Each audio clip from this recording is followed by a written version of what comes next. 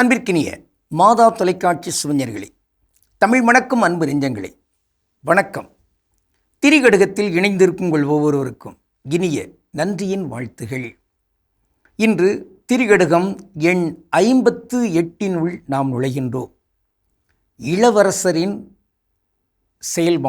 செயல்கள் என்கின்ற வகையில் 3 கருத்துக்களை நல்லாதனார் பதிவு செய்கிறார். பழமையை நோக்கி அழித்தல், கிழமையால் கேளிர் உவப்பத் தழுவுதல், கேளிராய் துன்னிய சொல்லால் இனம் திரட்டல், இம்மூன்றும் மன்னர்க்கு இளையான் தொழில். திரிகடுகம் 58. மன்னர்க்கு இளையான் என்றால் என்ன? இளவரசன். அப்போது பரமக்குடி பக்கத்தில் இளையான்குடி என்கிற ஒரு ஊர் உண்டு. அப்போ அதனுடைய பொருள் என்ன?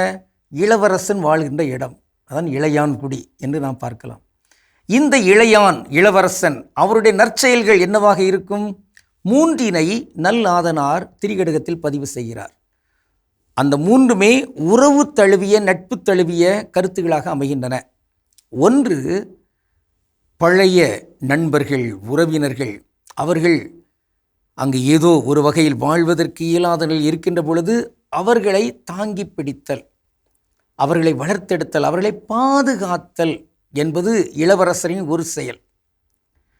2, இந்த உறவு என்பது, இந்த உறவுகள் மகிழ்கின்ற அளவுக்கு அங்கு அன்போடு அணைத்து கொள்ளுதல் அல்லது அணைத்து அன்பு செய்தல். 3, தன்னுடைய இனிய சொற்களால் இத்தகைய உறவுகளையெல்லாம் பெருக்கிக் கொள்ளுதல். இந்த 3மே இளவரசனின் கடமைகள், அவருடைய செயல்பாடுகள். இங்கே யாரெல்லாம் இளவரசர்களாக வாழ விரும்புகிறார்களோ அவர்கள் எல்லாரும் இந்த உறவுகள் தொடர்பாக அங்கு மேன்மைத்தன்மையை செயல்படுத்திவிட வேண்டும். ஆக முதல் கருத்து இங்கு உறவுகளை தாங்கி பிடித்தல், காப்பாற்றுதல், பாதுகாத்து கொள்ளுதல். இதற்கு வள்ளுவர் ஒரு குறளினை இங்கு பதிவு செய்கிறார். பழமை எனப்படுவது யாதெனின், யாதும் கிழமையை கீழ்ந்திடா நட்பு. அதாவது உறவை, நட்பை அங்கு இகழ்ந்து தள்ளிவிடக்கூடாது, அதை பொறுப்பற்ற தன்மையிலே உதறி எரிந்துவிடவும் கூடாது. அவர்கள் அங்கு பாதுகாப்பற்ற தன்மையில் இருக்கின்ற பொழுது அவர்களை பாதுகாப்பதற்கு, அவர்களை காப்பாற்றுவதற்கு முயற்சி மேற்கொள்ளாமல் இருந்துவிடக்கூடாது. மாறாக அதை செய்ய வேண்டும். அப்படி செய்கின்ற பொழுதுதான் யாருக்கு அந்த உதவி செய்யப்படுகிறதோ அவருக்கு நாம் நெருக்கமான நண்பராக, உறவாக இருக்கிறோம், நல்ல சமாரியன் போன்று. இந்த வகையில் இளவரசன் இத்தகைய செயல்பாடுகளெல்லாம் செய்ய வேண்டும். மன்னன் அவர் ஒரு புறத்தில் அங்கு ஆட்சி செலுத்தி அதன் அடிப்பிலே, சட்டத்தின் அடிப்பில் நடத்தி கொண்டு வந்தாலும் இங்கு இளவரசன் இத்தகைய மேன்மை உடையவராக இருக்க வேண்டும் என்று சொல்லப்பட்டிருக்கிறது. ஒரு பாடல் ஒன்று உண்டு. நண்பனே, எனது உயிர் நண்பனே, நீண்ட நாள் உறவிது, என்றுமே வாழ்வினில் தொடர்வது. அப்படி போகும் அந்த பாட்டு.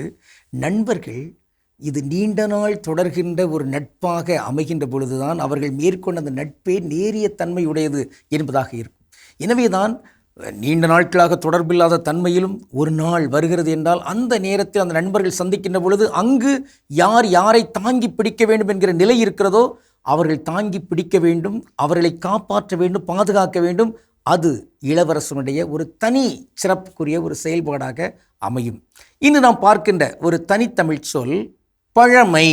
பழமை பொருள் என்ன?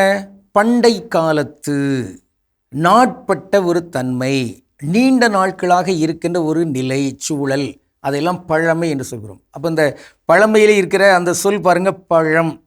அப்போது அங்கு அரும்பு, இலை, பூ, காய், கனி, அதான் பழம். அந்த பழம், அந்த பழமை, அந்த பழுத்த தன்மை.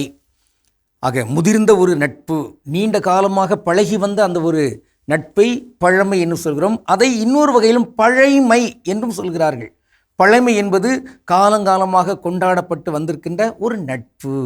இந்த நட்புக்கு ஏதேனும் பாதிப்பு வந்தால் அங்கே இளவரசன் போன்று இருக்கிறவர்கள் தாங்கி பிடிப்பார்கள், அவர்கள் கைவிட்டுவிட மாட்டார்கள். அப்படியெல்லாம் இருக்கின்றவர்கள் இளவரசர்களாக உயர்ந்து நிற்கிறார்கள். அந்த இளவரசர்கள் இந்த மண்ணில் பெருகட்டுமே. நாமும் அத்தகைய இளவரசர்களாக நம் வீட்டில் இருக்கிறவர்களெல்லாம் உயர்த்துவோமே என்றெல்லாம் முடிவெடுத்துக்கொண்டு கடவுளுக்கு திருவிழமானால் மீண்டும் நாளை திரிகடகத்தில் இணைந்து மகிழ்வோம். நன்றி, வணக்கம்.